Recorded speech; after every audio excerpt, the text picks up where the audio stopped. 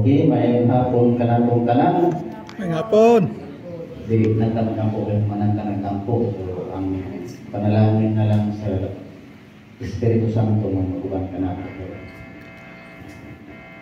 Sa akong topic, mao kini Pasko nalipad ato dugay na nasa ulo. Unsa man ang Pasko? Ang Pasko or Christmas sa English gikan kana sa Greek word na Christos ug Mas. Buot pasabot sa Christos sa Hebreo na pinulungan mao ang Messiah, sa English Savior or Anointed One or King of High Priest. Ang Mas gikan sa Latin nga hulo nga nagkahulugan sa Bisaya o Misa. Brad, ngano to o man Pasko na wa man masulat sa Biblia ang Pasko? Ngano nagbuot-buot man mo gihimo Pasko na sa 25 sa Disyembre na di man nato mabasa sa Biblia. Inani ni ang history. Magsugod ta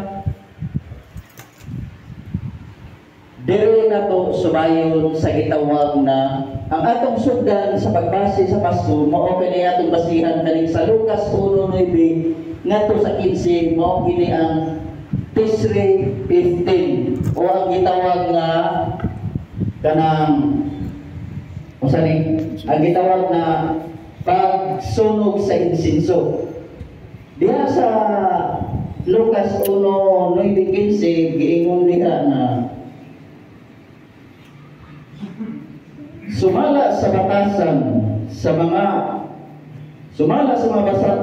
igsunod sa mga pari, magripa sila o magpili siya sa maoy magsunog sa insinso dito sa halaran busa misulod siya sa templo sa Ginoo.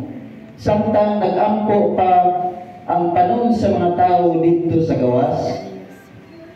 Sa tagna nagisunog ang insinso, mipakita kaniya ang usa ka anghel sa Ginoo nga nagtindog sa tuong bahin sa halaran diin gisunog ang insinso. Sa pagkakita ni Zacarias sa anghel, nahingang na siya og nahadlok. Apan giingnan siya sa anghel, ayaw kahadlok Zacarias, gidumog sa Dios ang imong pag-ampo. Ug ang imong asawa nga sa Elizabeth magsaba og usa ka lalaki. Kani na mensahe, kaning Tishrei 15, kung atong ikumpara sa kaning Tishrei 15 manggod, ang gibasihan ani ang gitawag na Jewish calendar. Pag isunod na itong Gregorian calendar, tungkol kay giilisan ang Gregorian calendar sa tuig 1582. Ang Jewish calendar giilisan ang Gregorian.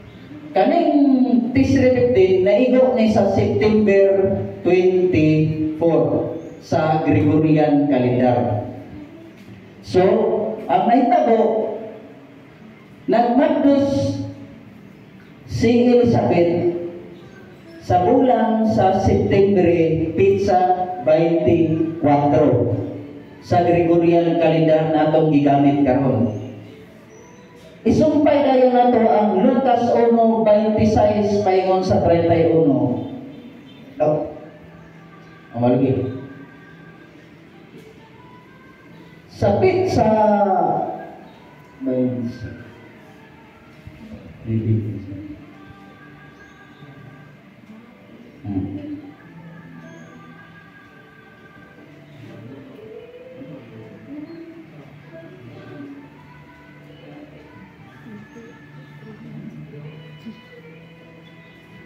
Amor human na banhaw human sa unong kabulan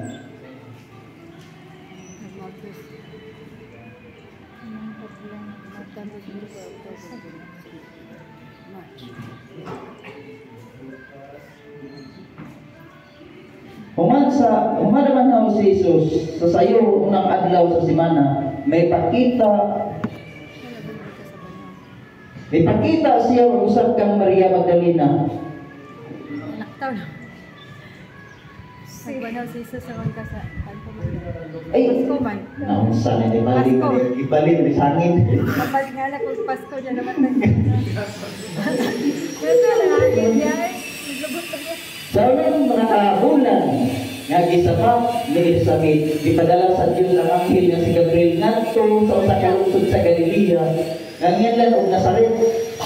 May isa siya alang sa usa ka batanong dalaga maulay nga ginganlag Maria.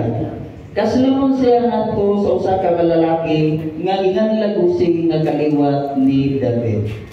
So kanang mga bulan na unang kabulan sa to pagikan sa September 24, ihap tag unang kabulan is March 24. Sa unang kabulan ang tiyan ni Elizabeth, si Maria gikonsaran usab sa Espiritu Santo. Base sa history, si Maria naging-istorya ka Anghel Gabriel sa pagkagabi. Sa pagkagabi, ang Jewish calendar maghihap og adlaw 6 PM. Kanang 6 PM nila para na sa sundalaw, so nahulog na siya o March 25 na. So March 25, gipahibalo si Maria nga na magmapyo siya o kunsaran siya sa langan sa Espiritu Santo. So nasubay na nato Marso 25 nagburot si Maria. So nahitabo ang pagkatao ni Jesus, siyempre sa siyang mga kabulan magmatos ang inahan. So naigo kini sa Disyembre 25, nagiingon diri 2:11.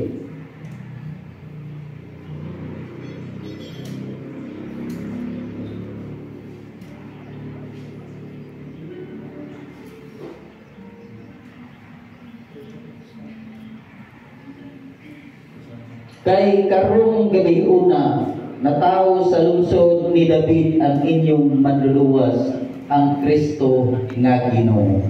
So sa gabi siya natao sa pizza, murag kadlaw mo siguro ni kay Before pa mabuntag, kay December 25. oo.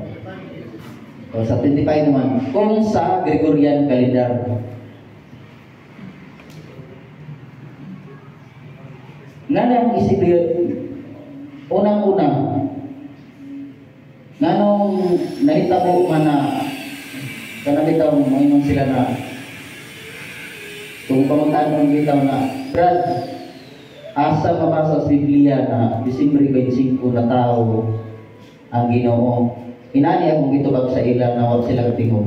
Iyon po, pangitaan sa Biblia, kung makabasa baka bisan isa ka bersikulo, nga doon na pizza, adlaw o bulan. Kaya kung naaganin mo na mabasa, buot pasabot na ay kalendaryo na gisunod nila kaniadto. Ang kalendaryo kaniadto gikan sa Jewish calendar ngadto sa Julian calendar ug karon atong gigamit ang Gregorian calendar. Ang pinaka-accurate ra na calendar base sa history only the Gregorian calendar.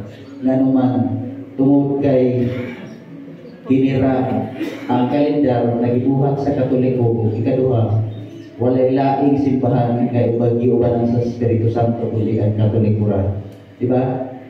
Kaya ang Gregorian calendar gi-introduce na ni Pope Gregory niadtong 1582. Niadtong 1582 gi-introduce niya ang bagong kalendar tungod kay iyang giilisan ang Julian calendar sa una nagigamit o kay Julian calendar sa una dako og pigil o dako og diferensya sa adlaw pagabot kay sa tuig. Di pareha sa Julian sa Gregorian calendar. Na ang Gregorian calendar dunay 365 days, 5 hours and 49 seconds sa isa ka tuig. Maunang tungod kay naa siya 0.5 na sa 5 hours and 49 minutes and 20 seconds. Yung tungod kay naa sa bigil, no, ang naabay gitawag na leap year.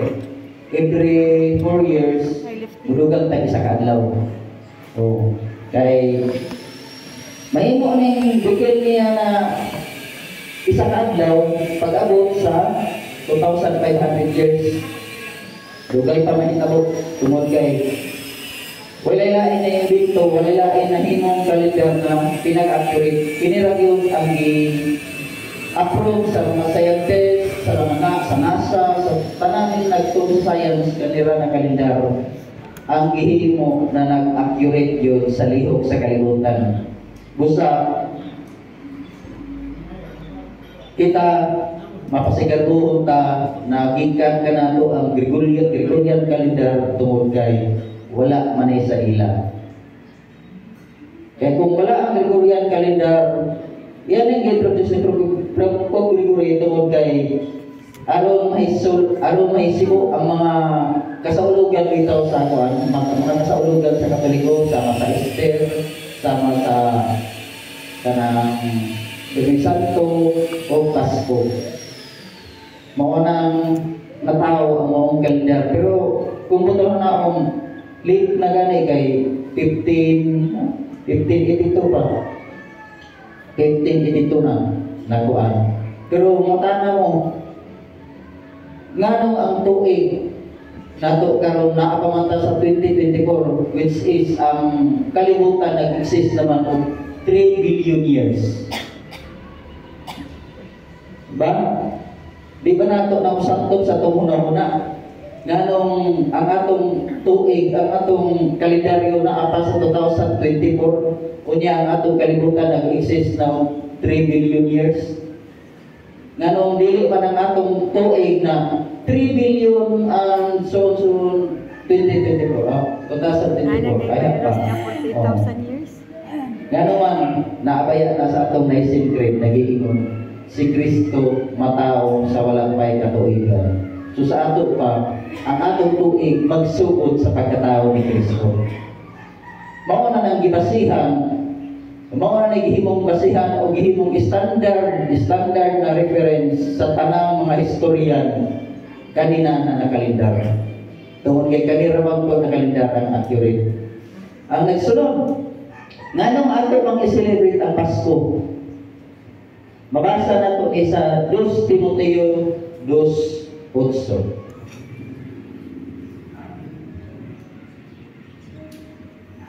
Kung sa ganito,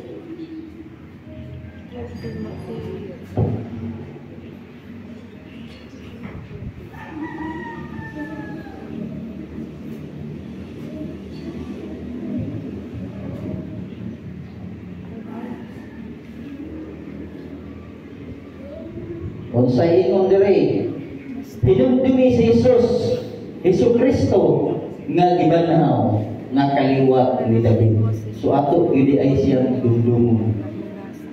Ikaduha, Ecclesiastes 11:8.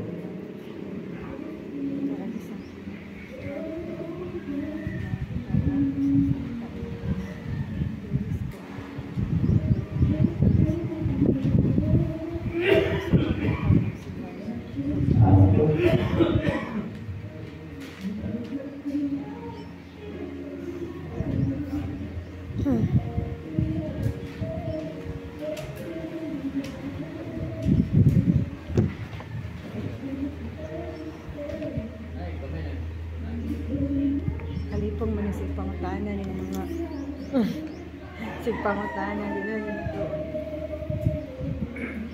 Hello. Ah.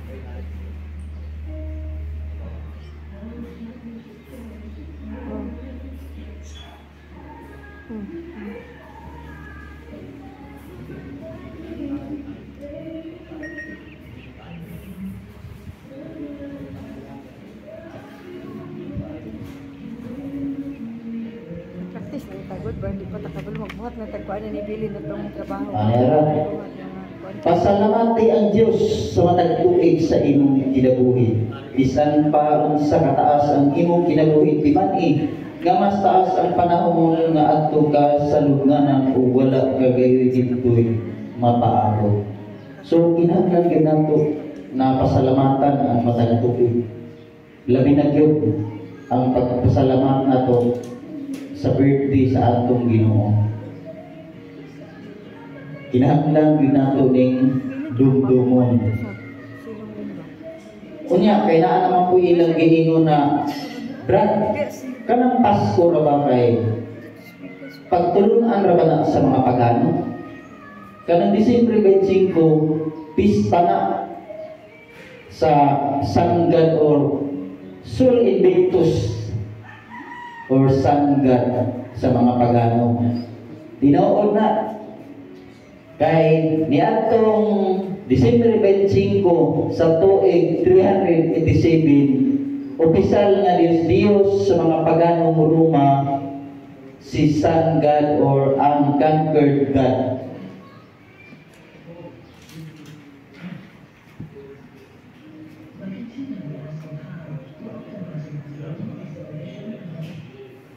Unya, klaro pa nag-iingon diri. Ang Sol Invictus mao ang opisyal nga Diyos sa adlaw sa mga paganong imperyo sa Romano hangtod lang sa tuig 387. Tungod kay gideklara man kini ni Constantine nga kanang opisyal na pagtuo, opisyal nila na reliyon ang Katoliko, ang Kristyanismo. Maong bihara sila taman sa 287. O bitaw na og maka-insight ka kita sa picture sa obelisk dito sa Roma. Ang obelisk mao kanay tower na nagpaila sa ilang pagkapagano. Pero sa ibabaw sa obelisk, gibutang dito ang cross pinakaibabaw tungod kay nagpaila kini nga gidaog na sa mga Kristiyano ang mga pagano. Mao kana na kanang pagtulunan nga gitawag na Sol Invictus o kanang Sun God, humana nga wala na karong panahon na. Kani adto na. Tungod kay nahisibo man ang Disyembre 25 sa pagkatao sa Manlubos. Pero doon naman po doon naman po kanang bersikulo na nagpa-matuod anak diri sa Juan 8:12 nagiingon, ako mao ang kahayag sa kalibutan. Sa ato pa naigaw gihapon sa pista sa ilang gitawag na Sun God or ang conquered God. Tungod kay ang si Kristo siya ang gihapon ang kahayag. Busa dili gihapon siya Catholic tungod kay bisan pa og kanhi siya selebrasyon sa pista sa kanang Diyos sa mga pagano, pero nahisibok man ang iyang pagkatao o nahisibok sa iyang pagkakahayag sa kalibutan. So dili gihapon siya Catholic. O kanang magbita ng mga lantern pag-abot sa Pasko na abay na sa Biblia. Niya sa Mateo 2:2 giingon, o hain man ang bata nga natawo nga maoy mahimong hari sa Diyo, nakita namo ang iyang bituon. Sa ato pa dakong kalabutan ang bituon. Dakong kalabutan ang bituon. Sa pagsubang niini dito sa sidlakan ug mianhin kami aron pagsimba kaniya. Imagine na ang bituon mao'y hinungdan o mao'y nagdaig kanila aron makaplagan ang batang Hesus. So dakong kalabutan ang bituon mo nang magbutang taong mga lantern tungkol kay dakong kalabutan sa kaluwasan maglabi na sa pagkatao sa atong Ginoo. O diya sa Salmo, niingon diha na naihap niya ang gidaghanon sa mga kabituunan o ang taksa-taksa kanila gangan niya gilakagan niya mga ngalan. So, bisan ang mga bituon doon ay mga pangalan.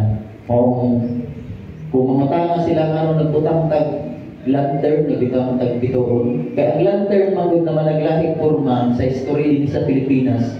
Ihimo na nila ni atong 15th century pa Gihingo na ila sa una na kanang misa di kalyo dito makadlawon. Gihingo nilang sulo. Tapos kanang sulo na ilang igamit anang kadlawon sa pagsimba sa misa di kalyo, ilan ang ibitay sa matag adlaw sa ilang balay. Mao na gibasihan ilang lantern kay selebrasyon man na sa Pasko. Mao na ang atong lantern din sa Pilipinas, lain-lain ang porma. Tungod na sa kanang tradisyon na atong nasunod kaniadto sa mga katsila. So far, so good. Maura ka na kung ikapa ambit o dunay kung doon naman ko ikakulang mo dunay kuan. Welcome ng tanan. Salamat.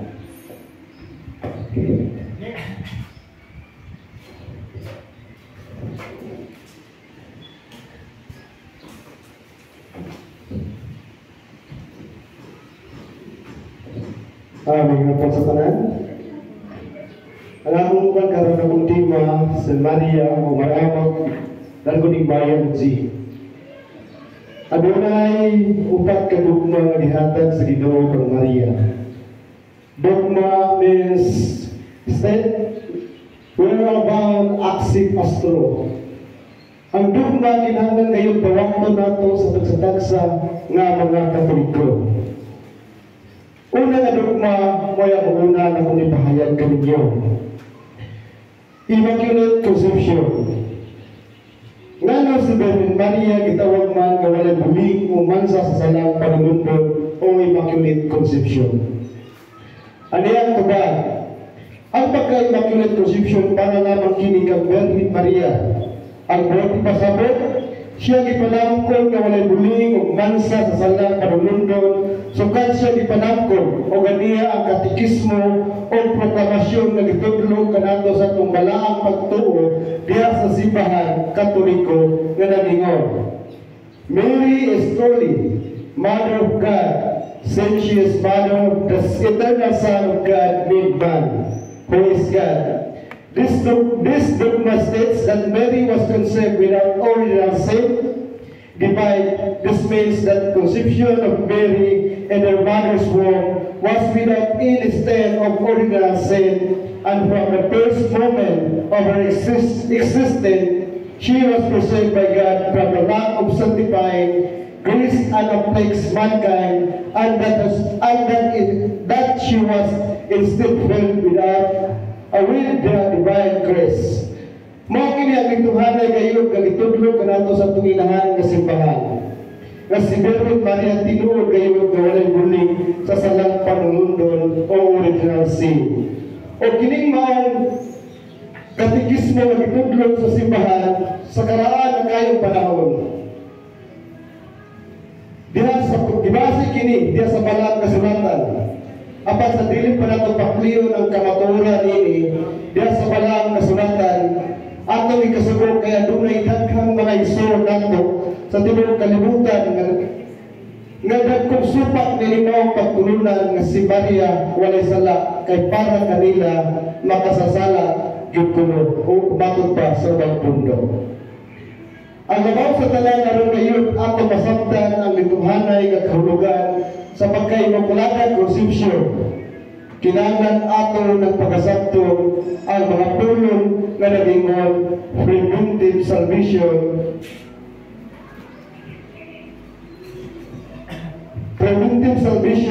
o restorative salvation. Kay kung dili nato kini masabtan, ang kahulugan dili mao mga pulong dili gayon sa tao mato o masabtan nga si Maria usa gayon kay Immaculada Conception. Mga igsoon, mas mayo ato nang ipasabot ang mga kamatan sa kalwasan nga mao ang preventive o ang restorative salvation. Ang preventive salvation para kini kang Maria kay siya nilay nagdaan nga mao manangkon sa atong marunobos ug iyang ipanangkon para kanatong katawan dili para kang Maria. Atong mabasa kini sa Isaiah 7:14, Isaiah 3:6.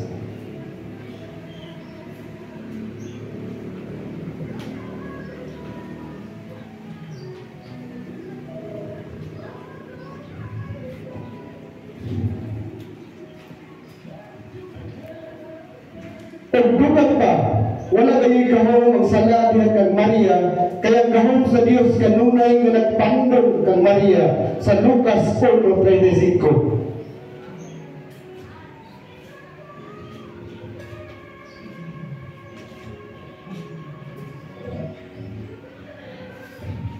Dugang pa ang prebinte sa bisyo ng pasador na gilikay ng daan sa salang panunundon o pagkaibon na walay sala ang mga pinili sa Diyos diya sa Roma 8:33.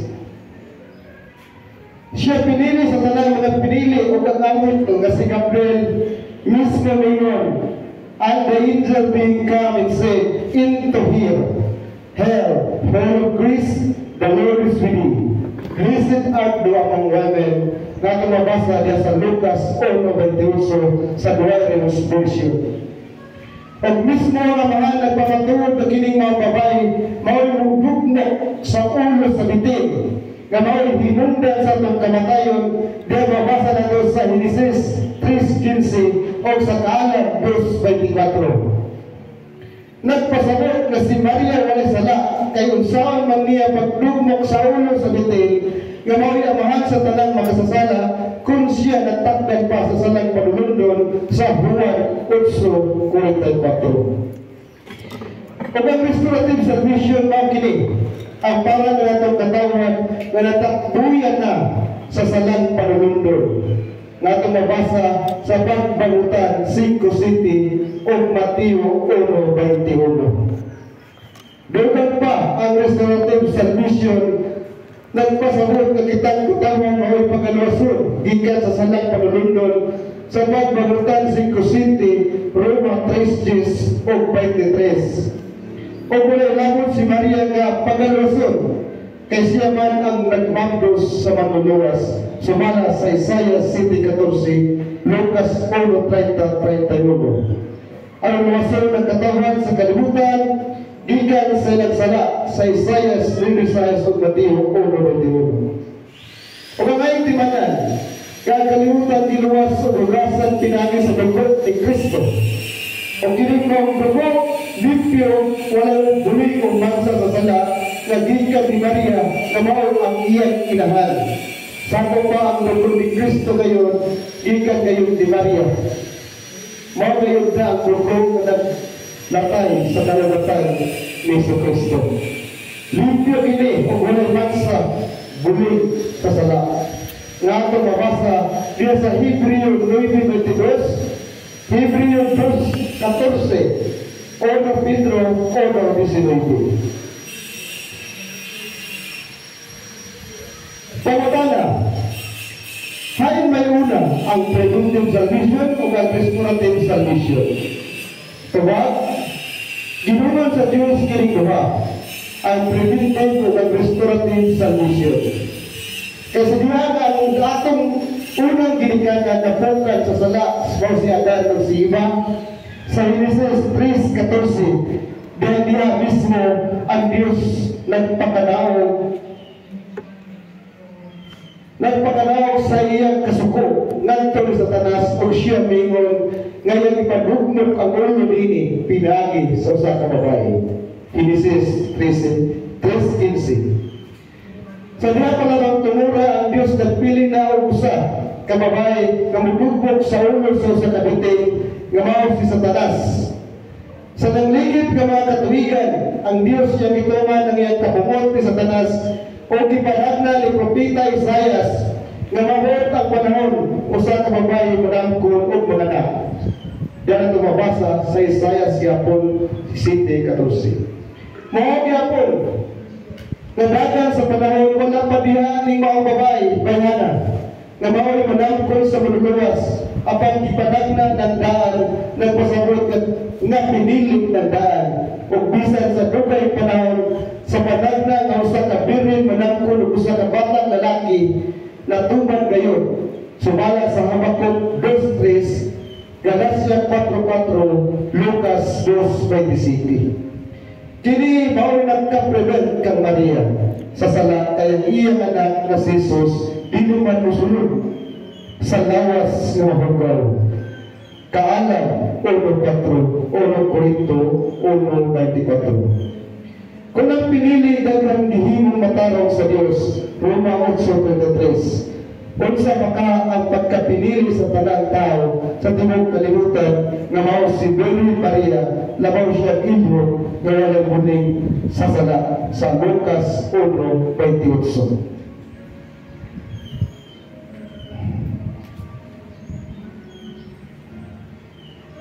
Apan bisan sa kalangtid sa katarungan sa simbahan nga ang mahal nga Birhen sa gayud kay Immaculada Concepcion o walay bulig man sa sasala atong ikasubo kaya ang atong mga pinagong igsoon sa laing matang bundok sa matinuan.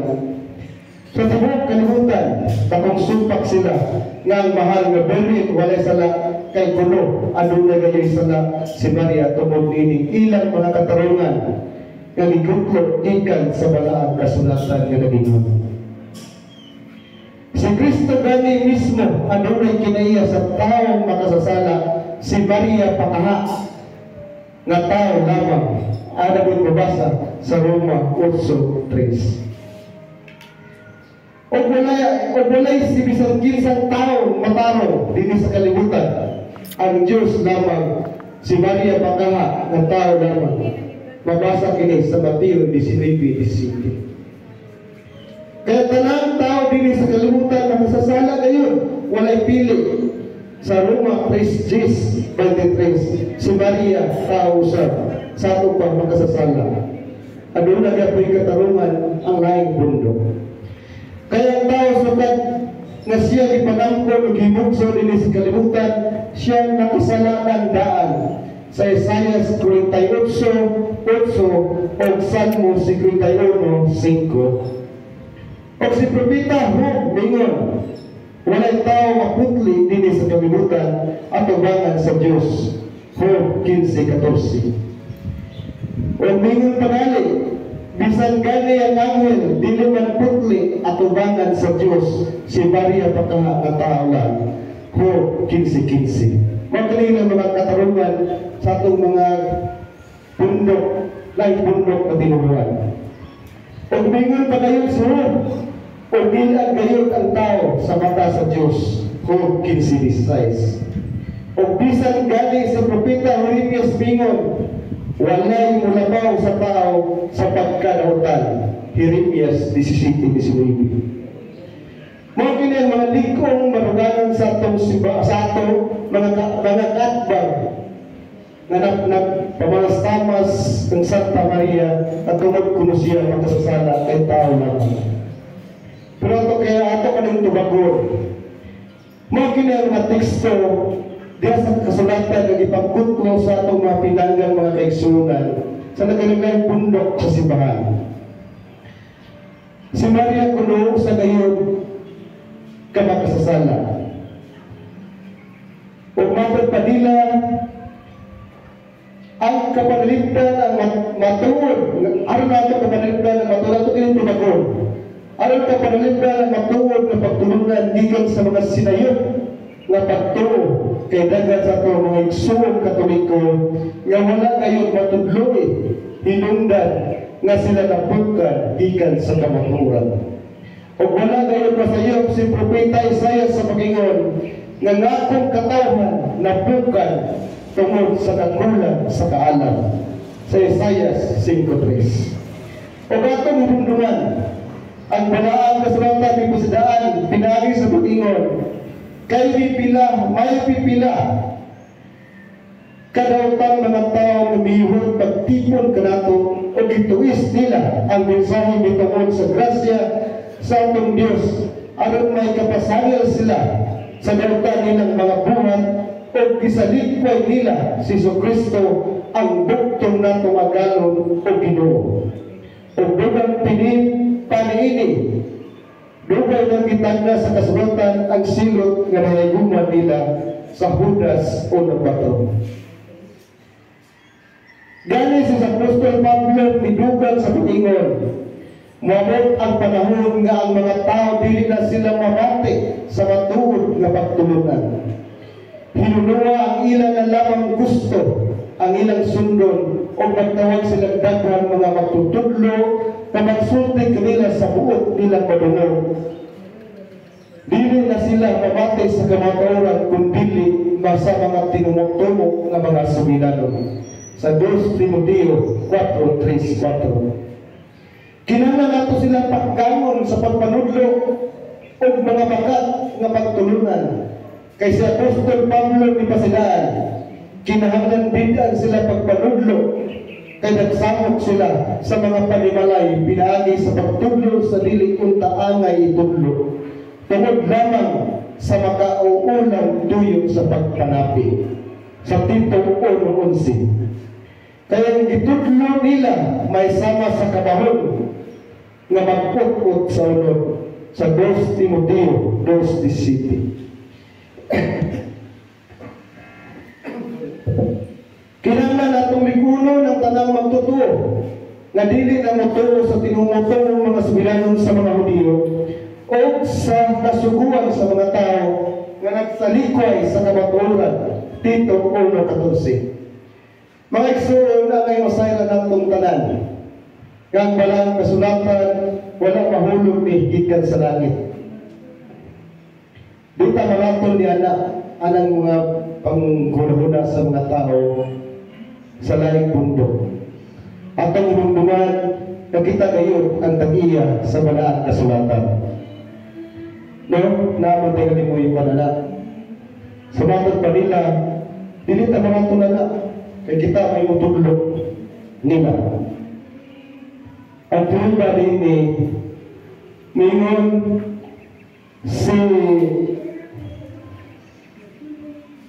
Mingon ang ukalang sa pagkasayuran si San Agustin Mingon. I will not believe the gospel itself were I not directed thereto by the authority of the Catholic Church. Pag naman paniini sa tuwing 1545-1563, during the Council of Trent called by Pope Paul III, the council defined that the authority of the Catholic Church was declared to be above than that of the sacred Scripture. Taas pagayon ang katungdangan sa simbahan kaysa balaang Eskriptura. O sa itong paningkamutan mga kaisugan, ang kita magtuon kayo sa Biblia, magtuon kita sa mga pamalaod sa simbahan. Kaya matod pa ni San Andres, Nihil Bonito, Nisip Pericopito, kung wala tayo kasayuran ini, wala tayo gugma sa itong tinungan. Padayon kita, nagkalpagapon kayo mga pamutana sa itong mga laing tinungan na si Maria Puno, wala kayo, makasasala kayo, kaya ilang mga pamutana, mingon silang galayon, giyugman niya ang sala, diya sa kinaiya sa tao, pinagi sa pagpadala sa iyong anak, kamiyani nga may kinaiya sa tao, makasasala, aron paglaglag sa sala, sa Roma 8:3. Bakit niya ang ilang mga pamasangil, ang ilang pamutana, hindi kini pamasangil, ibabasa man sa Biblia. Pero kung magpakulkuhan ng punta kitang mga tao, kitang mga Katoliko, magparatulat kita, mamba kita kung sila na yung istorya. Ako lang indirect me. Ano na yung step 1 ng si Maria ngayon na nagpapatulog na walang sala. Kung manapukan ni Satanas ang walang tao sa kalibutan sa Genesis 3:14. Bisan pa nini ang Diyos bisaad nga ang kalibutan iyang rason o mahalor pag-ayo sa Isaiah 54:7. O kawas pa nini ang Diyos bisaad nga siyang wani sa kalibutan aron kita iyang pagkalwason. Huwag niya ang istipwa na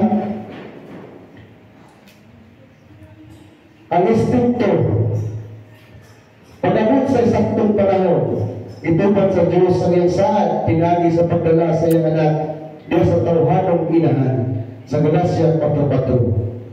Aron ang katawan sa kalimutan iyang pagkalwason, sa ilang mga sala, Mateo 1:21. Ang atong timan-an nga ang mga apag-ani sa Dios sa kalibutan nga mao si Kristo, wala siya wambak na nagparatyot, walang wagi o hangganan, walang isapnay sa mga anghel ang gikan sa kaitasan, dapit sa kalangitan nga ni sa kalibutan, kundi pinaagi sa kagustuhan sa mga iyang isugos si Anghel Gabriel sa pag-ani sa kalibutan aron pasultihan si Maria nga mao'y manangkon sa panuluwas nga si Jesucristo pinaagi sa dalan sa Espiritu Santo sa Lucas 1:26-38. O naimugso gayon gikan sa sabakan ni Maria ang bata nga si Ginoong Jesucristo. Mateo 2:2-11. Kayo pupuyo diha kang bisan kinsa nga malimbungon sa sala. Nga kaalam dili kayo pupuyo diha sa bisan kinsa nga malimbungon sa sala, kaalam 1:4. O kini nga kaalam nga mao gayud si Jesucristo sa 1 Corinto 1:24. Nagpasabot na lamang nga ang mahal na birhen wala kayo sala, kay si Kristo misulod man o miagi gikan sa taguakan sa iyang inahan nga si Maria. Si Apostol Pedro mipahimugat pinaagi sa pag-ingon nga ang dugo ni Kristo walay buling o mansa sa sala sa 1 Pedro 1:19. Ang timanan nga sa pag-ani ni Kristo sa kalibutan wala magbitbit og dugo bisan na lang usa ka gramo o usa ka litro, kundi ang dugo nga nagkapahulma sa tawhanong kinaiya ni Ginoong Jesucristo, dugo nga gikan sa iyang inahan nga si Maria sa Hebreo 2:14. Mao kini ang tibanan mga kaigsunan nga daghan gayud kanato ang lugato na binagay kong Santa Maria. Ang atong ano na yung mga aparisyon na si Maria mingon kayo na siya Immaculada Concepcion. Apa dili kinituhuan sa uban kay sa simbahan na magini nga kita ra magini nakakuha nini ang nakahibalo nini sa pagpakita ni Maria kang Santa Bernadette Sobiros ang first apparition niya. Santa Bernadette Sobiros kayo na yun sa uban daghan kasi nagpakita nga siya Immaculada Concepcion kayo. Pero aduna po'y dili Katoliko na nagpamatuod nga si Mari Santa Maria walay sala. Naakili sa tuwa sa Pilipinas.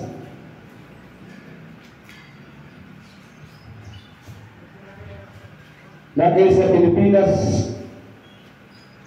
Ang atong Kongreso sa Pilipinas sa House Bill number 2241 authored by the Representative Rodolfo Parinas niadtong Marso 29, tuig 2017, declaring December 8 as non-working official holiday to commemorate the feast of the Immaculate Conception of Mary, the Principal Patroness of the Philippines, signed into law on December 23, 2017. Isailan gini o gini na himong balaod sa Pilipinas under Republic Act number 1010966 by President Rodrigo Duterte.